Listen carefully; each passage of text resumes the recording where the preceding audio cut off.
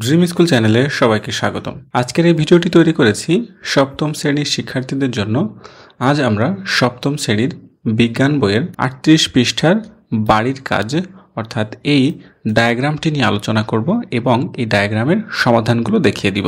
সুপ্রিয় শিক্ষার্থীরা, তোমাদের যদি কোনো প্রশ্ন, পরামর্শ বা মন্তব্য থাকে তবে এই ভিডিওর কমেন্টে লিখে আমাদেরকে জানাতে পারো। সামনে আমরা সপ্তম শ্রেণীর আরও ভিডিও লেসন নিয়ে হাজির হব। আশা করছি তোমরা আমাদের চ্যানেলটি সাবস্ক্রাইব করে আমাদের সাথেই থাকবে। আর তোমরা যারা আমাদের চ্যানেলটি সাবস্ক্রাইব করেছো তাদের সবাইকে অসংখ্য ধন্যবাদ। এই ডায়াগ্রামটির সমাধানের পূর্বেই আমরা নির্দেশনাগুলো একটু পড়ে আসি। নিচের ভেন ডায়াগ্রামে উদ্ভিদ কোষ ও প্রাণী কোষের অঙ্গাণুর মিল অমিল লেখো।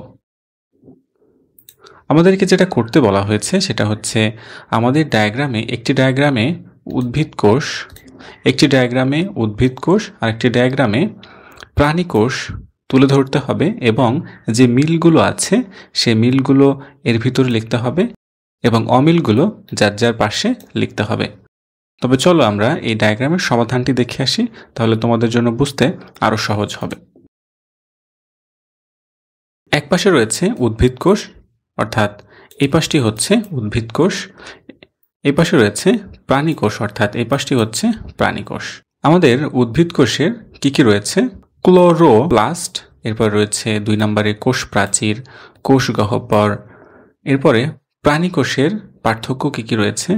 লাইসোজম, সেন্ট্রোজম, এইগুলো। প্রাণী কোষ এবং উদ্ভিদ কোষের মধ্যে যে মিলগুলো রয়েছে সে মিলগুলো আমরা এই জায়গাটাতে লিখেছি। কি মিল রয়েছে সেগুলো একটু দেখে আসি।